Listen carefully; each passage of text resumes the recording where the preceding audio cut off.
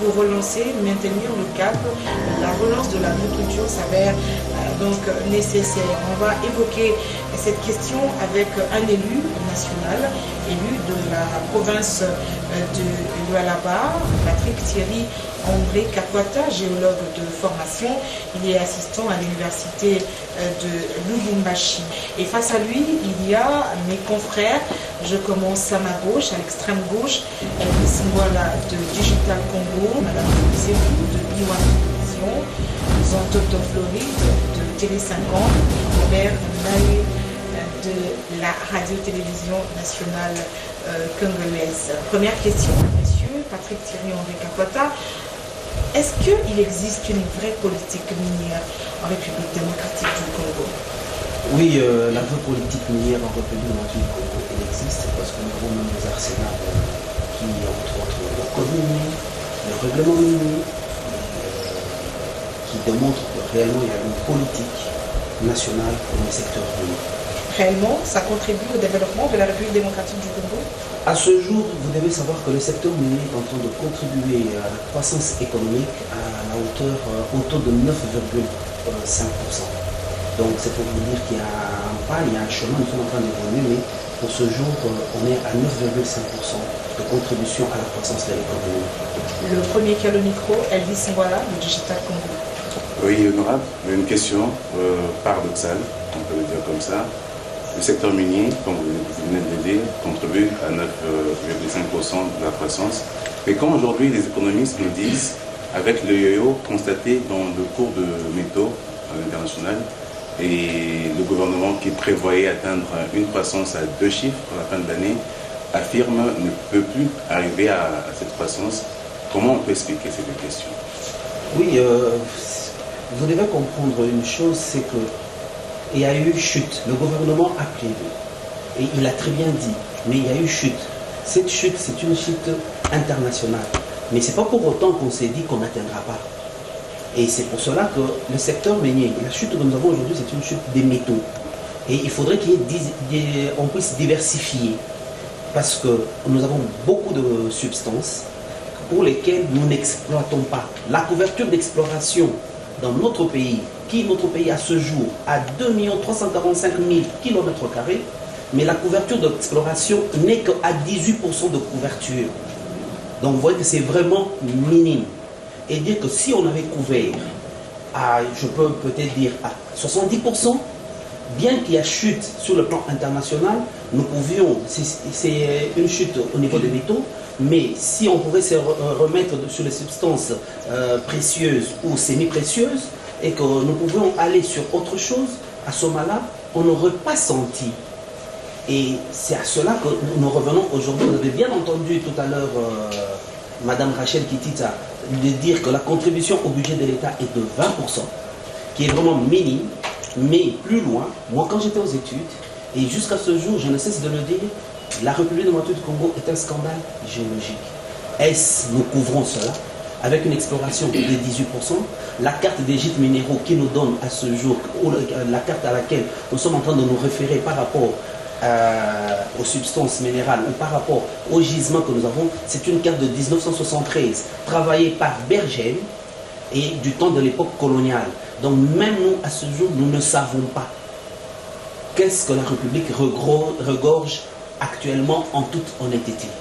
Justement, parce que vous avez dit, vous avez évoqué plus ou moins 6 fois des si, ça veut dire que dans le concret, aujourd'hui, on n'exploite que le cuivre, peut-être de zinc, disons des dérivés du cuivre, mais qu'est-ce qui s'est passé? C'est un problème de leadership, bien d'organisation?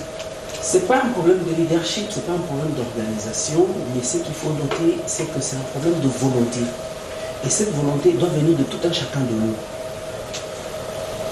Je vous le dis tout à l'heure, il n'y a pas longtemps que j'ai dit, la carte que nous avons, nous renseigne, c'est une carte qui date de 1973. Et nous sommes là. Il y a des géologues qui sont produits chaque année. Qu'est-ce qu'on fait? Nous-mêmes les géologues, pourquoi on ne s'interpelle pas à organiser? Parce que nous voyons même les médecins qui se sont organisés en ordre de médecins. Nous voyons les architectes dernièrement qui se sont organisés en ordre d'architectes. Et les géologues, pourquoi ne pas aussi s'organiser et en s'organisant cela, et que nous puissions foncer sur l'exploration, l'exploitation. Parce que même à ce jour, si le gouvernement veut s'investir dans l'exploration, dans l'exploitation, connaître réellement qu'est-ce que la République regorge, le gouvernement va s'adresser où?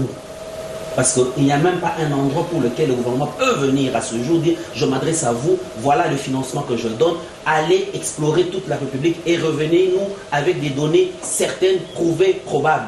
Rien du tout. Alors pourquoi vous ne le faites pas? J'ai dit nous interpellons, j'ai bien dit cela, j'interpelle les géologues. Il faut toujours qu'il y ait quelqu'un qui débute. Et voilà que par cette émission, je viens de débuter et en disant, j'interpelle les géologues, que nous puissions nous retrouver, que nous puissions aussi avoir cet ordre des géologues. Et d'ailleurs, dans un des discours du chef de l'État, il avait dit qu'il faudrait qu'il y ait un service géologique national. Il faudrait que ça puisse avoir lieu.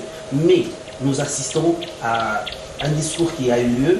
Le chef de l'État l'a demandé, mais on ne s'est pas appelé pour se retrouver et que nous puissions concrétiser cela et que ce service puisse réellement exister et que nous puissions démontrer à ce jour qu'est-ce que la République a concrètement.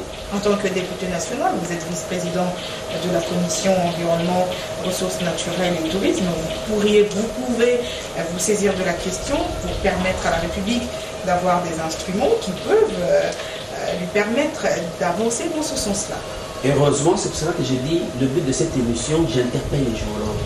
C'est pour cela qu'en tant que député national, ça m'a permis d'avoir cette émission pour interpeller, parce que je ne suis pas le seul géologue de la République. Nous sommes nombreux et ils sont disséminés sur toute l'étendue de la République. Donc à travers cette émission, ils comprendront au moins qu'il y a un qui a pris l'initiative et voilà comment est-ce que nous pouvons nous rencontrer, nous retrouver pour que nous puissions maintenant arriver à se mettre autour d'une table, que nous puissions d'abord créer l'ordre des géologues et puis de deux, voir le gouvernement de sorte que nous puissions activer, que le service géologique national soit mis en marche et par après maintenant que nous puissions demander au budget de l'État, parce que je suis autorité budgétaire, que nous puissions maintenant mettre un moyen qui permettra que nous puissions faire l'exploration et de cela que la République puisse se doter maintenant des données crédibles, fiables, pour lesquelles nous pourrons même passer à l'appel d'offres et que la République, parce que vous devez savoir, dans le temps, en 1980, si je ne me trompe pas, ou 85, avec la Gécamine qui avait atteint juste 450 000 tonnes de cuivre, et la Gécamine était en train de contribuer au budget de l'État à 70%.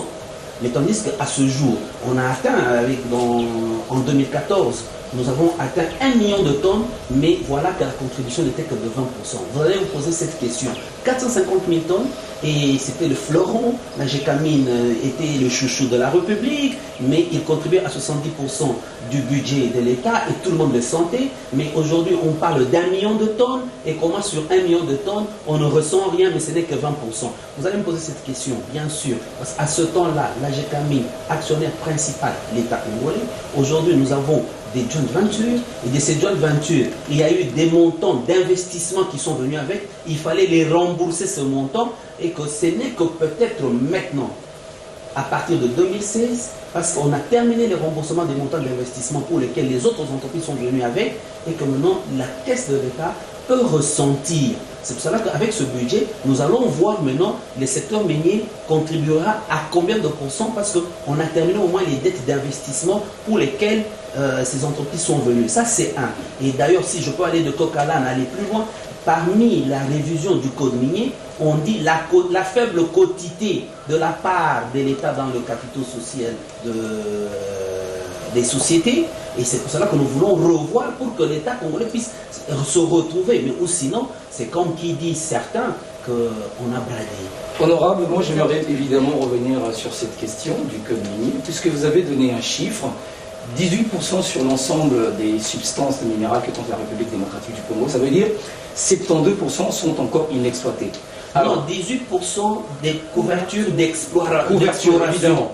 Alors, en exploration. Alors, ça veut dire qu'il faut encore attirer des investissements vers la République démocratique du Congo. Alors, la question est celle de savoir aujourd'hui pourquoi le gouvernement tient à réviser le code minier actuel de 2002.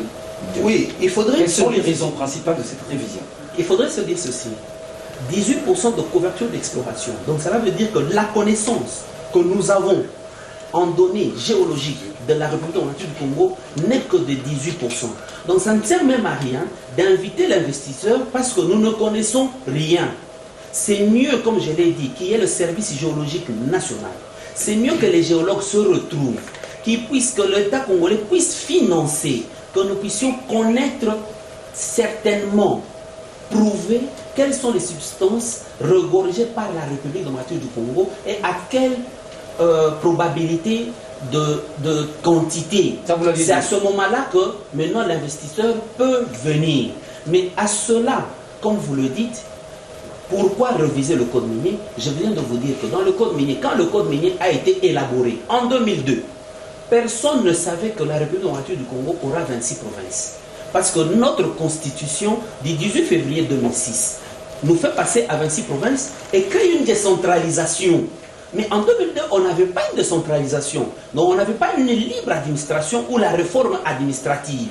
Donc nous devons faire de sorte que le code minier puisse répondre à la constitution aujourd'hui avec la libre administration de province, avec la décentralisation. Ça c'est un.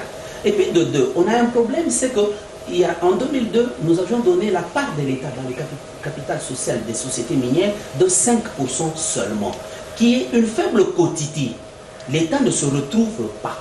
Et les redevances minières, c'est aussi plus faible. L'État ne se retrouve pas. Donc vous voyez que nous devions réviser pour essayer de, comme on le dit dans le jargon anglais, update, mais qui nous en français on dit mise à jour. Nous devons être mis à jour, ce code minier doit être mis à jour par rapport à la situation actuelle. Et comme d'habitude, j'ai toujours dit, tout est dynamique, rien n'est statique. Mais ça, c'est un, oui. Je termine, je volue par rapport pourquoi. Vous avez entendu, je crois que c'est l'année passée, que le pays a adhéré à l'OADA, donc le climat des affaires. Le pays a adhéré à la SADC. Le code minier, en 2002, on n'était pas à l'OADA pour l'harmonisation du climat des affaires et on n'était pas à la SADC. Donc vous voyez que nous devons aussi encore une mise à jour qui nous demande de réviser le code minier. Et ce sont des exemples que j'ai dit notamment. Donc il y a plusieurs exemples que je peux vous soulever aujourd'hui qui motivent la révision du code minier. Mais seulement cette révision ne tient pas compte évidemment de tous les acteurs des parties prenantes, notamment le patronat congolais, la FEC et également les entreprises minières qui redoutent que cette révision minière puisse chasser pratiquement les opérateurs miniers en RDC et d'autres qui veulent évidemment venir investir. Vous savez, c'est facile de le dire, comme ils l'ont dit. Le code minier est encore en élaboration. La personne ou l'institution première qui a commencé l'élaboration de la révision, c'est le gouvernement. Au finish, le gouvernement renvoie ça aux législateurs que nous sommes, le Parlement, donc l'Assemblée nationale et le Sénat. Avez-vous entendu que nous avons fermé les portes? Parce que si ce code aujourd'hui se trouve à l'Assemblée nationale, il y a une commission. Après que le gouvernement l'ait déposé, il y a une commission qui va se pencher. Et cette commission est ouverte. Le patronat peut venir. La société civile peut venir. Donc cette loi-là, nous ne la faisons pas pour, excusez-moi du terme si je peux utiliser, on ne la fait pas pour des champs, mais nous sommes en train de la faire pour des humains. Et nous, en tant que législateurs, nous sommes en train de... Parce qu'en élaborant la révision ou cette loi-là, c'est pour permettre qu'elle soit potable même vis-à-vis du peuple congolais, vis-à-vis même de celui qui a investi. On n'a pas besoin de chasser l'investisseur, mais nous avons besoin de lui. Et plus loin d'ailleurs pour nous, nous sommes en train de chercher une classe moyenne et que nous puissions aujourd'hui pointer du doigt des Congolais, je dis bien de Congolais, dans le secteur minier, eux-mêmes se disant nous sommes aussi propriétaires des carrés miniers, que ce que nous vivons à ce jour, ce sont plus des expatriés qui exploitent chez nous. Et nous sommes là en créant rien que de sous-traitance et en créant rien que des sociétés pour aller travailler en sous-traitance avec des expatriés pour lesquels ce n'est pas un Congolais qui est titulaire des carrés miniers ou de la société minière. Il faudrait qu'il y ait vraiment une classe moyenne. Et à cela, nous nous demandons, et je vous parle en tant que premier vice-président de la Commission Environnement, Ressources naturelles et Tourisme, que nous sommes ouverts. Le patronat peut venir, la société civile peut venir, tout le monde qui se sent intéressé peut venir donner ses desiderata et nous allons traiter de cela pour que la loi soit potable et mise à jour, que la République se retrouve. Robert Moudaï. Honorable, je suis très à l'aise d'être devant une personnalité comme vous. Apparemment, le gouvernement congolais et vous, les élus, vous ne tirez pas les leçons du passé. En 2008, il y a eu une récession internationale et beaucoup d'entreprises minières congolaises sont tombées en faillite. Pourquoi vous attendez toujours à la dernière minute pour faire mieux? Ce n'est pas question d'attendre à la dernière minute pour faire mieux. Mais c'est tout simplement question aussi de dire il faut toujours qu'il y ait un départ. C'est vrai qu'en 2008, on a eu ce cas. Mais à ce jour, bien qu'après 2008, quand ce cas est passé, il y a eu début de Bukangalozo. Parce qu'on ne peut pas dire qu'il fallait qu'on puisse prendre l'agriculture, qu'on aille ramener ça rien que dans les secteurs, dans les endroits de forte activité minière. On a commencé avec Bukangalozo, qui à un certain moment, certains ont même critiqué pourquoi le faire. Mais au contraire, c'était un projet pilote qui devait maintenant s'étendre sur toute l'étendue de la République. Pourquoi? Parce qu'on s'est dit, même les mines qu'on est en train de parler aujourd'hui, ce ne sont pas des cacahuètes. Un jour, les mines prendront fin. Et qu'est-ce que nous allons rester avec?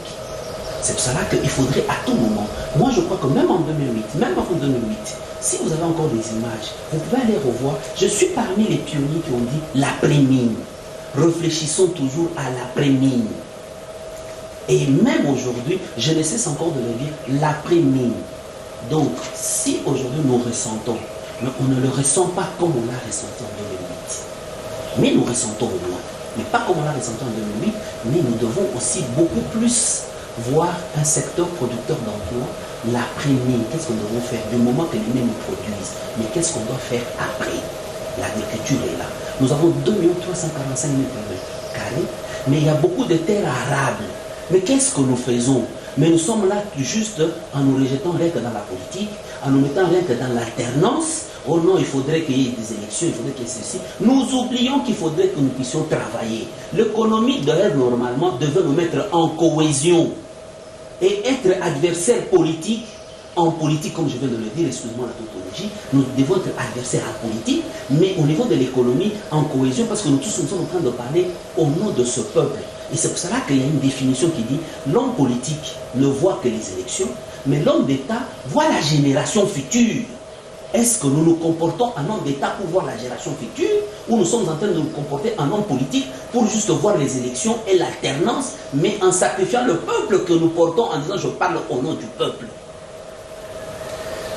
Lorsque je vais revenir encore à cette question, parce que les Congolais qui nous regardent maintenant risquent de nous poser la même question, vous et moi. Après 2008, il y a eu beaucoup d'études de faisabilité qui ont été faites pour la certification des réserves. Je suis quand même étonné d'apprendre d'un élu aujourd'hui que vous lancez un appel pour que vous puissiez vous réunir et faire encore une étude de faisabilité pour connaître ce que nous régorgeons comme ressources naturelles dans notre pays. Où sont passées les certifications des réserves minières faites après la récession de 2008? Je crois que je vais vous répondre d'une manière technique. Les certifications après 2008, sur la couverture de 18% d'exploration, j'ai dit bien la couverture de 18% d'exploration, les certifications dans la filière cuivre-cobalt, à ce jour, le cuivre est évalué à 76 millions de tonnes en 2014. Cobalt, 6 millions de tonnes. Mais la production de 2014 n'était que de 1 million de tonnes. En cobalt, n'était que de 76 000 tonnes. Filière étain, cassitérite, évaluée à 800 000 de tonnes. Mais l'exploitation, c'était de 7 250 tonnes. Coltan, 30 millions de tonnes. L'exploitation en 2014 n'était que de 1140 tonnes. Le diamant, 800 millions de carats.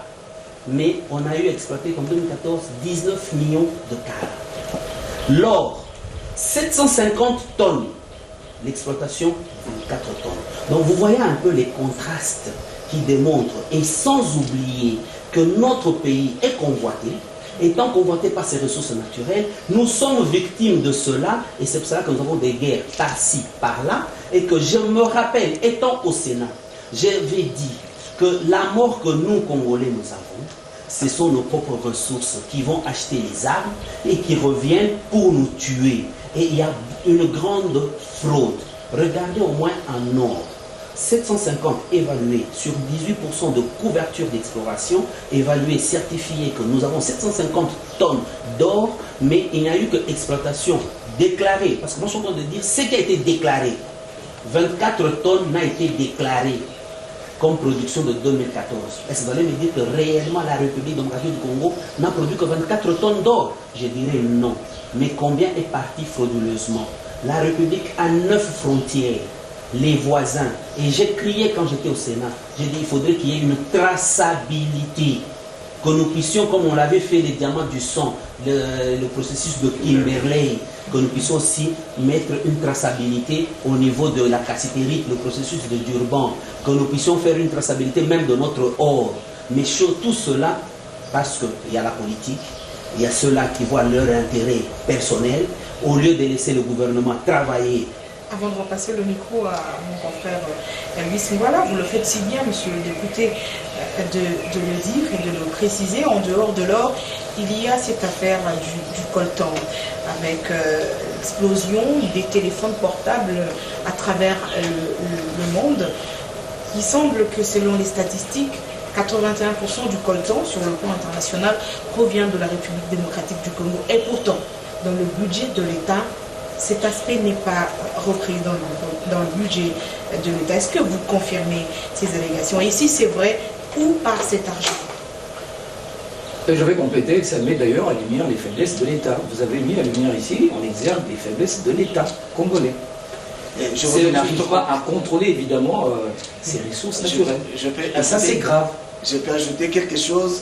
Vous êtes des élus, vous ne pensez pas que vous êtes aussi responsable, parce que vous êtes des législateurs, vous devez voter des lois, mais apparemment vous n'avez voté que des lois qui concernent les finances, qui concernent les intérêts pour que les députés puissent se retrouver.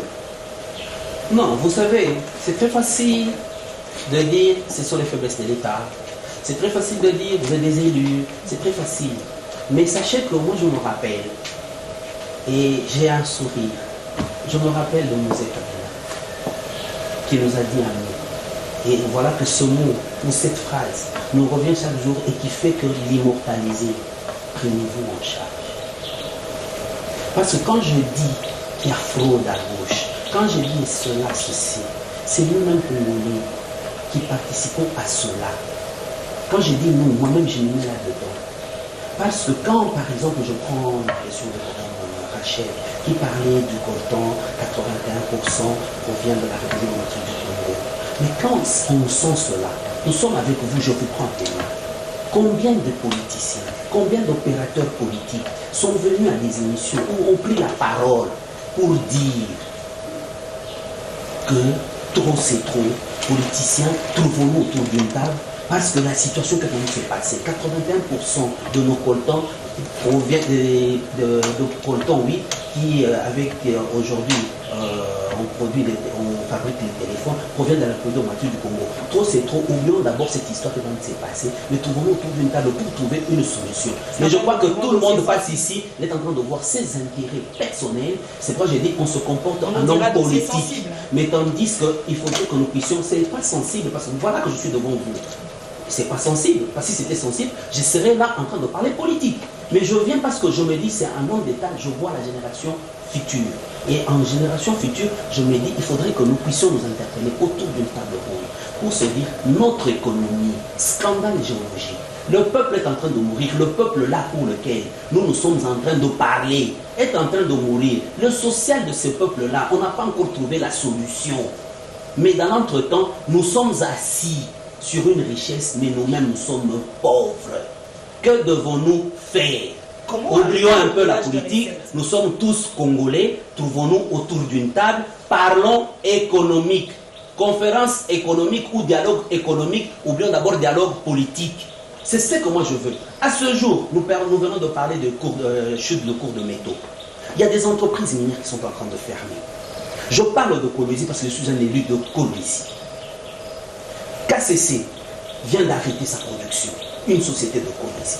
En arrêtant sa production, il doit mettre 20% de sa population et 20% de ses travailleurs, et ces 20% sont des nationaux au chômage. Ça, c'est un.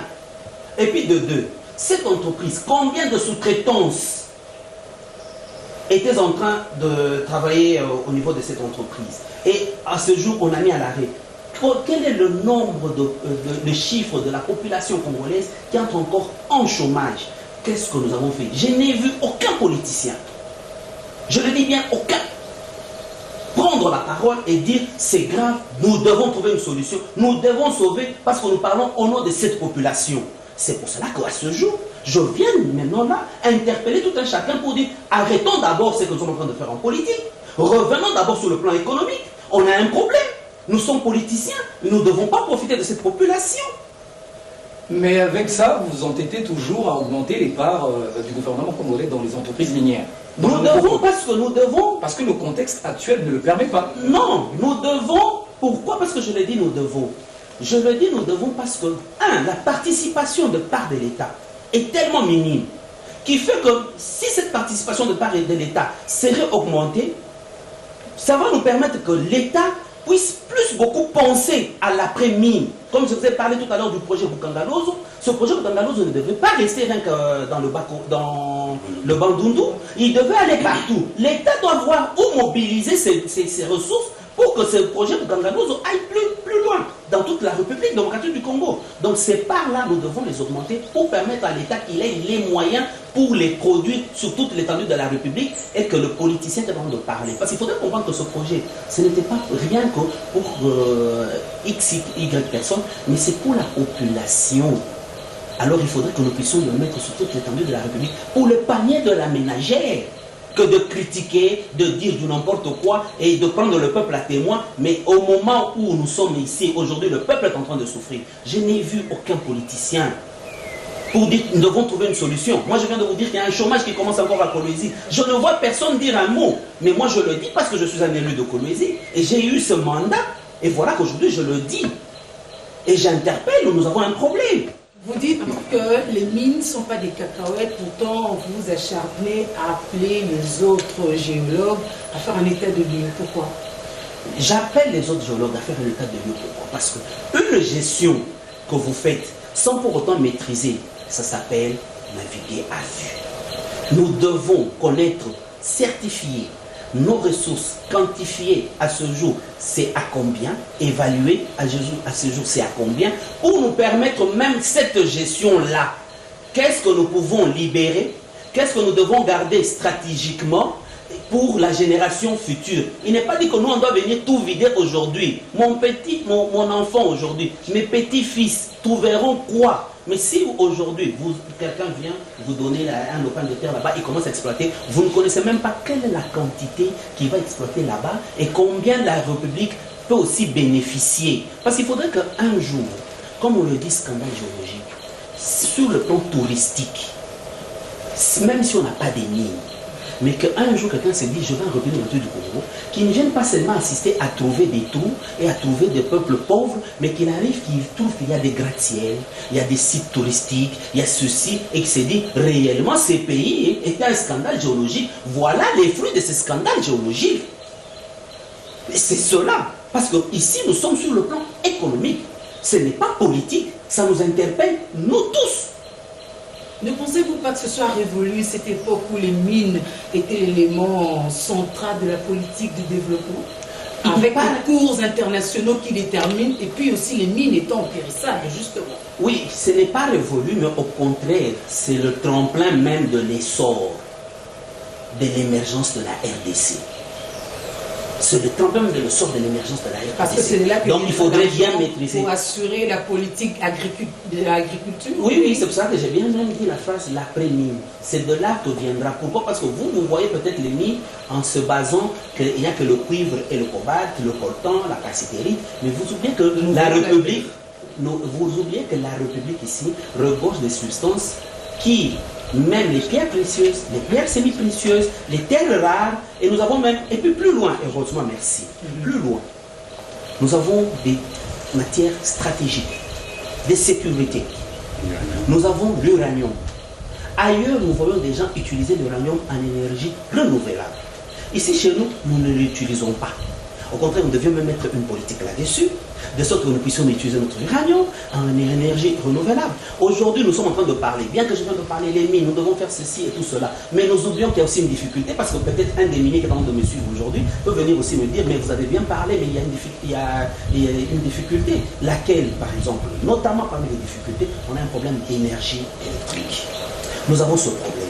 Qu'est-ce que nous faisons par rapport pour relever ce problème d'énergie électrique? Qu'est-ce qu'on fait? C'est pourquoi je dis que j'interpelle les hommes d'État. Si c'est les hommes politiques qui continuent à leur alternance. Et moi, j'interpelle les hommes d'État.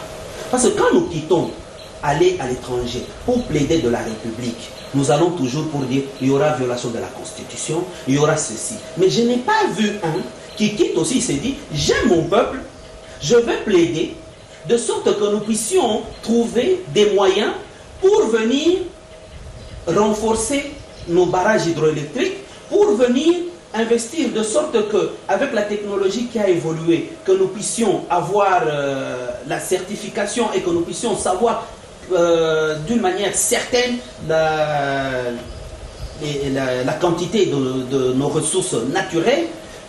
Mais pourquoi on ne le fait pas? Parce qu'on s'est dit, si je le fais, ça sera dans l'acquis de Kabila. Et dire que moi, je suis en train de chercher que Kabila puisse partir pour que je le remplace, et tu gardes ça pour toi.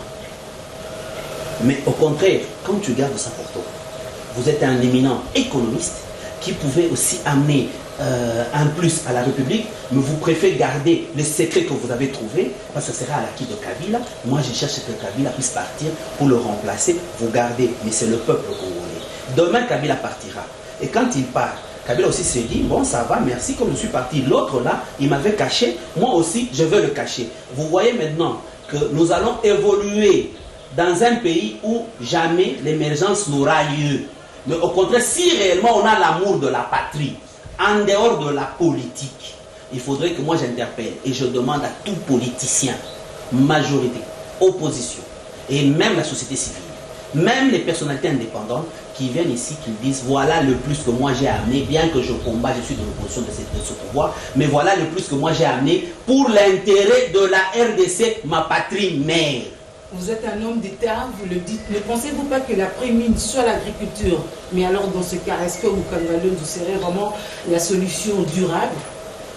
Oui, c'est une solution durable. Et je vous ai dit que même Mukangalo, on peut même l'éparpiller, les diversifier et les parseminer sur toute la République. C'est une solution durable. C'est une solution durable parce que quand on parle de l'agriculture, ne voyez pas seulement le maïs. Je suis en globalité, donc il y a même le bétail. Tout cela, c'est une solution durable parce que regardez un peu si aujourd'hui, nous avons, je ne sais pas combien de têtes de vaches. La viande sera, au moins ici, ne sera plus un luxe. Et même la culture des insectes. Elle sera plus un luxe. Donc vous voyez que comment je parle de l'après-mine, l'agriculture, donc je vois sur le plan général, et nous avons des terres arables partout, qui permettra à ce que, au moins, même si je n'ai pas un salaire décent, mais je sais manger. Mon fils peut manger et on n'aura pas appliqué la politique de vente enflammée, n'a point d'oreille. Et de la commission environnement, ressources naturelles et tourisme, vous n'avez pas encore pensé à faire passer un projet dans ce sens-là, efficace, durable?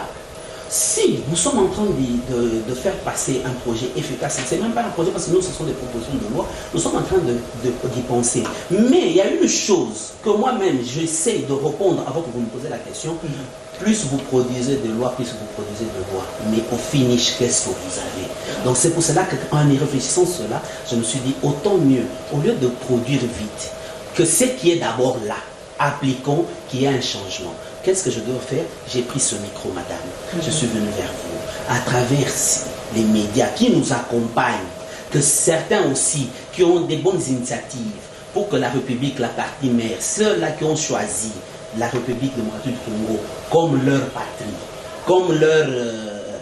c'est là où leur vie peut se passer, viennent en disant, nous venons emboîter le pas pour que nous puissions être à l'émergence de l'État. Ils ont peur de la mainmise de l'État parce que la politique étatisée s'est avérée nulle en République démocratique du Congo. Je crois que si vous me dites ainsi, madame, moi je vous renverrai à la loi sur les désengagements de l'État, donc la transformation des entreprises publiques qu'il y a eu. L'État est en train de se désengager. alors ils n'ont pas à avoir peur parce qu'il y a même une loi pour laquelle l'État est en train de permettre à ce qu'il y ait ouverture de capitaux. Alors où sont-ils? Pour que nous venons à cela. Donc, c'est pourquoi j'ai dit, au lieu de produire beaucoup de lois, il y a même des lois qui sont là, qui permettent à ce que nous puissions décoller. Mais la crainte, c'est qu'on s'est dit, je suis en politique, puis je vois l'alternance, mais si je donne cette idée, ça ira dans le gain de tel, et tel risque de se pérenniser au pouvoir. Alors, ce que moi je peux faire pour l'instant, c'est débloquer l'idée. Mais quand je bloque l'idée, c'est à la souffrance du peuple congolais, c'est pas à la souffrance de celui qui est en train de gérer le pays à ce jour. Alors, c'est pour cela que moi je demande à tous ces hommes politiques, j'interpelle, qu'ils puissent se muer aujourd'hui en homme d'État. Et qu'aujourd'hui, qu'on s'appelle à un dialogue autour d'une table économique pour la génération future de notre pays. Parce qu'avec cela, nous allons aussi remettre ça à ceux qui gèrent le pouvoir, en leur disant, hein, faites ça. Ceux-là qui gèrent le pouvoir à ce jour, ils ne sont pas de la majorité seulement. Ils gèrent même ceux de l'opposition. Ils gèrent même la société civile, même les personnalités indépendantes. Donc il faudrait que même demain, s'il y a passation de pouvoir, que celui qui vient prendre le bâton de relais le prenne en disant, j'ai trouvé le pays à 10, moi je vais à 15. Et non pas le pays est toujours à 0 et que vous cherchez même à le retourner à -2. Vous n'aimez pas la République. C'est ici que j'interpelle la population de voir qui aime la République, qui n'aime pas. Patrick Thierry André Capota, géologue de formation. Une dernière question sur les mines avant de terminer sur l'agriculture. Vous n'allez peut-être pas me contredire.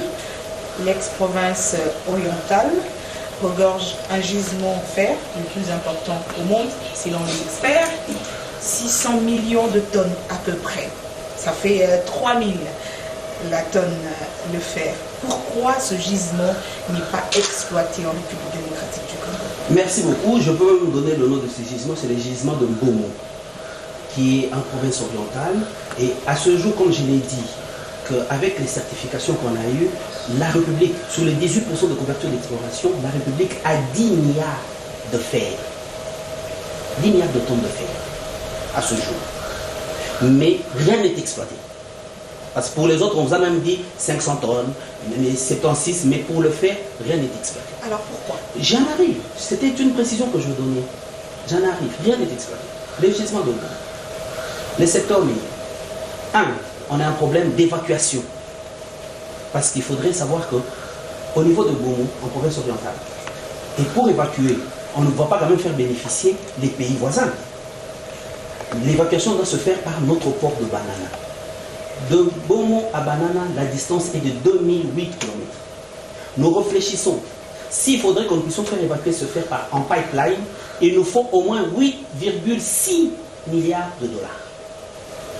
Et si nous devons le faire par voie ferroviaire, il nous faut 9,5 milliards de dollars. Tout ça, ça demande un investissement, ça demande de l'argent. Et c'est pour cela qu'à ce jour, ce n'est pas exploité, parce que même si on commence l'exploitation, pour quitter Bomo vers les points d'évacuation, il n'y a même pas de chemin de fer. Il n'y a même pas de pipeline. Donc vous voyez que nous avons des richesses, mais on est aussi contraint à des problèmes d'infrastructure de base. Donc je rejoins, ou je vais encore répondre à la même question venue de mon ami Floride Zantoto. C'est dans cela que sont en train de partir. Je vais encore rejoindre mon ami Zantoto qui m'a posé la question tout à l'heure. Pourquoi vous voulez même augmenter la part de l'État? Et c'était dans le sens qu'en augmentant cette part de l'État, parce qu'il faudrait que le gouvernement ait des moyens pour non seulement qu'on puisse disséminer le canaloso partout, mais qu'on puisse aussi réhabiliter et implanter les infrastructures de base qui permettront les voies de communication. Et pour cela aussi, parce qu'aujourd'hui, même si on les mettait, on viendra encore sur le problème de hydroélectrique, le problème d'électrification. Alors vous voyez que tout ça, c'est bien beau de dire, nous le gouvernement, c'est bien beau de dire, nous avons des minéraux, mais nous avons des difficultés. Les difficultés là, il faudrait maintenant que nous puissions savoir comment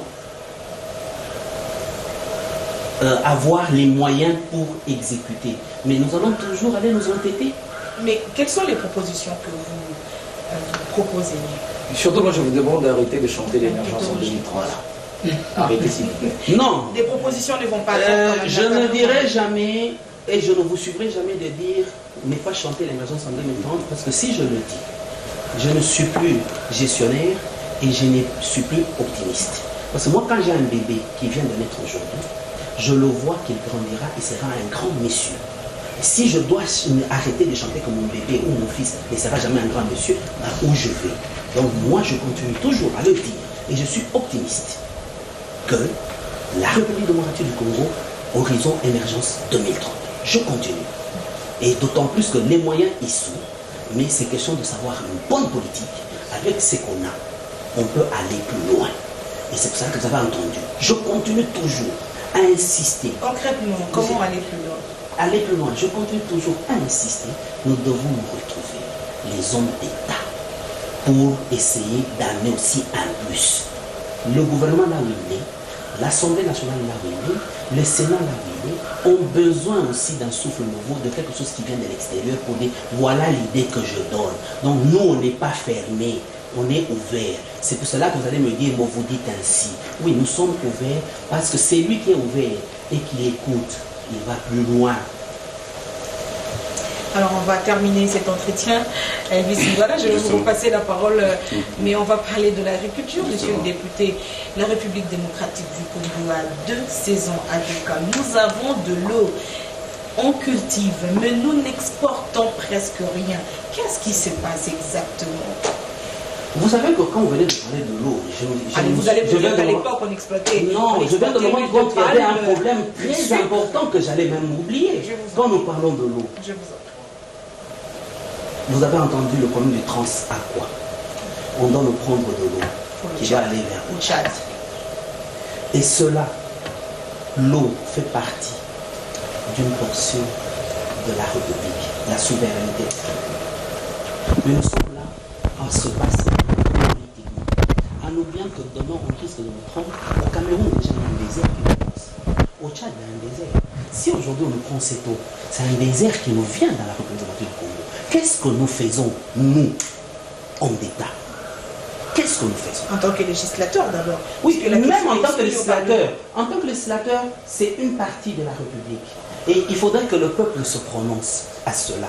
Et quand le peuple doit se prononcer à cela, il faudrait un référendum. Et quand on vous dira que le peuple doit se prononcer à cela parce que c'est une session d'une partie de la République, il faudrait un référendum. Vous voyez au nom qu'elle veut se maintenir au pouvoir. Mais on a un problème très capital en train de nous venir. On a un problème très capital en train de nous venir de cette eau-là. Trans-Aqua. Que faisons-nous? Ça nous interpelle. Et on a un COP21 qui nous arrive et on ne sait même pas comment on ira avec cette histoire d'environnement. Monsieur le député, une dernière question. On a essentiellement parlé mines, on devait parler agriculture. Je vais résumer par l'agriculture. Il y a le code agricole de 2011 qui existe. Il y a le programme national d'investissement agricole de 2013 qui existe en RDC. Nous avons 80 millions de terres arables, 4 millions de terres irrigables. Mais qu'est-ce qui ne va pas avec l'agriculture en RDC? Oui, vous allez me poser cette question, qu'est-ce qui ne va pas? Mais moi, si je la retournerai d'une autre manière, c'est là où j'interpelle. Parce qu'on a eu à voir les tracteurs. Mais le peuple congolais, nous sommes en train de dormir, nous sommeillons, au lieu de se réveiller pour aller travailler. Nous attendons qu'on voie M. Matata Ponyo prendre un tracteur, être au volant de ce tracteur pour aller cultiver. Mais on les a donnés. Il y a eu suivi. Mais en retour, les gens qui ont pris demain ont basculé vers l'opposition parce qu'ils voulaient rester avec ces tracteurs. Et ceux-là d'autres qui ont pris demain, on ne sait pas ce qu'ils ont fait. Alors vous devez comprendre que tout cela, maintenant, moi, à ce niveau, j'interpelle le peuple congolais. Parce que je reviens à cette phrase-là, prenez-vous en charge. Essayez, le peuple, sachez sanctionner. Parce que le peuple ne sanctionne pas. Donc le peuple cautionne la bêtise. Chrono, on a terminé. Monsieur le député, donc vous concluez avec nous que nous avons un problème de leadership dans ce pays. On n'a pas un problème de leadership, mais on a un problème de mentalité du peuple congolais.